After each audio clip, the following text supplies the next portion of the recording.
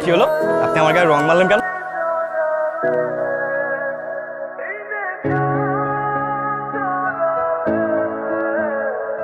যা বাবা, এখানে গোসলটা করে নে। পুকুরে গোসল করবো? আরে এটা তো পুকুর না, এটা হাওরেরই একটা অংশ। আচ্ছা এগুলো রাখো, রং করবে। আচ্ছা যা, তুই গোসলে যা, আমার হাতে আছে।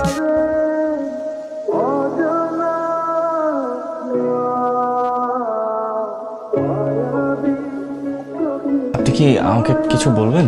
কে আপনি? আপনি আমার রুমে কি করে আসলেন? আপনি তো আমাকে দেখেই রুমে ঢুকলেন। আপনি জানেন না আমি চোখে দেখতে পাই না? আই এম সো সরি, আমি আবির। আমি আসলে জানতাম না যে আপনি চোখে দেখতে পান না। আমি সকালে আপনাকে রঙও ছুঁড়ে মারতাম না। আপনি খুব সুন্দর দেখতে। আয়নায় দেখেছেন কখনো? আয়নায়? I am so sorry. আপনি চাঁদনি রাতের মতো সুন্দর দেখতে। চাঁদনি রাত? সেটা আবার কেমন? যে রাতে সুন্দর চাঁদ আছে, এই চাঁদনি। আমার কাছে রাতও চা দিনও তা, পুরোটাই অন্ধকার। তার তোমার ওরে লইয়া গ্রামটা ঘুরায় দেখায় নিয়ে আয়। মায়া, তুমি চোখে দেখতে না পেলেও তোমার একটা সুন্দর মন আছে, সেটাকে তুমি জানো। আপনার চোখে আমার জন্য যেই মুগ্ধতা, সেটা আমাকে খুব ভাবায়। আমার আপনাকে খুব দেখতে ইচ্ছে করে। মনের চোখ দিয়ে অনুভব করো, ঠিকই দেখতে পাবেন। মিথ্যে অনুভব দিয়ে কি আর সব দেখা যায় বলেন? মানুষ তো অনুভবেই বাঁচে।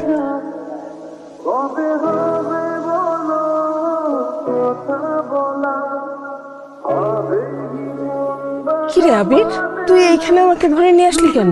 আচ্ছা মা, তোমার মায়াকে কেমন লাগে? পুতুলের মতো একটা মেয়ে, অথচ কপালটা দেখ। কি বলতে চাস তুই? আরে কিছু না কিছু না। আচ্ছা, তুই ওর সাথে এত বেশি মেলামেশা করছিস কেন? আর কি করবো বলো, ওর সাথে কথা বলতে ভালো লাগে তাই বল।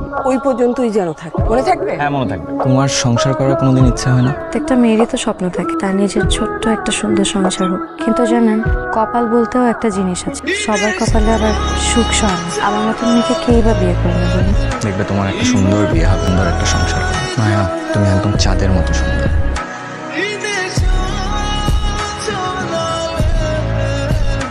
আমি তো দেখতে পাচ্ছি না, পৌঁছাচ্ছে তোমাকে অনেক সুন্দর লাগছে তাই না বুবু? আমি জানি আমার বুবু পৃথিবীর সবচেয়ে সুন্দর।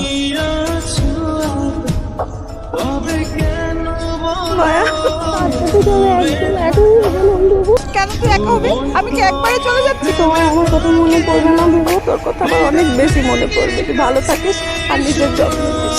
মায়া, আমি তোমাকে একটা সত্যি কথা বলতে চাই। আমি বলতে চাচ্ছি যে আমার মনের মধ্যে একটা আলাদা জায়গা করে নিয়েছে। খুব চালাকি হচ্ছে তাই না? একদম না, আমি তোমাকে ভালোবাসি মায়া।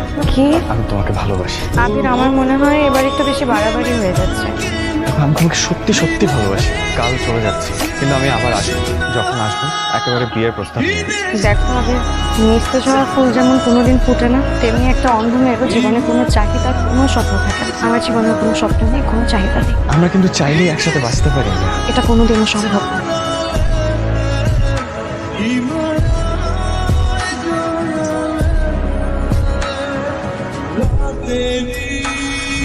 আপনি অনেক সুন্দর দেখতে। আয়নায় দেখেছেন কখনো? তুমি খুব সুন্দর গান গাও। কেমন লাগলো আমাদের গ্রাম? খুব খুব খুব সুন্দর, তোমার মতো।